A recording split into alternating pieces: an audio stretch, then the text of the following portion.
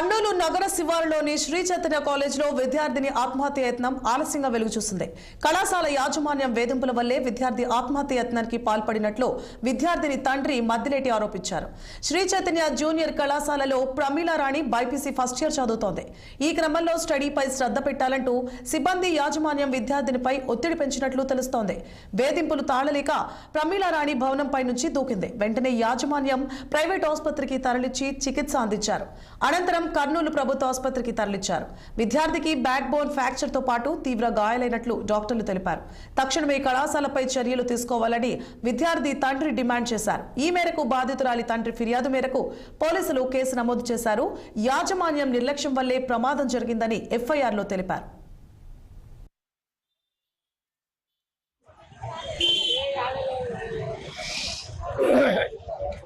నా పేరు భీమద్లేటి. నేను నందికొట్కు నివాసిని. నాకు ముగ్గురు కూతురు, ఒక బాబు. చదువుపై ఇంట్రెస్ట్తో నేను చదవలేను, నా బిడ్డల్ని చదివియాలని నా మొదటి సంతానం నా కూతుర్ని చైతన్య కాలేజీలో మొదటి సంవత్సరం చదివిస్తున్నాను. దాదాపుగా 9 నెలలు అవుతుంది. బాగా చదువుతుంది పాప, బాగా హెల్దీగా ఉంది. ఈరోజు అనుకోకుండా 8:30 ప్రాంతంలో కాలేజీ యాజమాన్యం నాకు ఫోన్ చేసి మీ పాప డైనింగ్ హాల్లో కళ్ళు తిరిగి పడిపోయిందని చెప్పారు. నేను రోడ్ సైడ్ హోటల్ నిర్వహిస్తా, నా జీవనాధారము. దానికి తగిన సరుకులు తీసుకుని వచ్చి నాకు మిగతా 3 పిల్లల్ని స్కూల్లో దించి హుటాహుటిన నేను అపేస్ హాస్పిటల్లో కాలేజ్ యాజమాన్యం చేర్పించి అటు పోయినాను. పాప అప్పటికే అన్కాన్షియస్ ఉంది.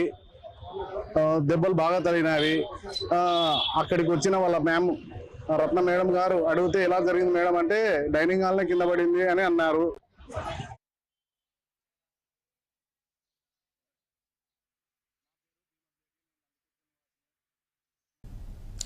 ఆంధ్రప్రదేశ్లో సంచలనం రేపిన హనీ ట్రాప్ కేసు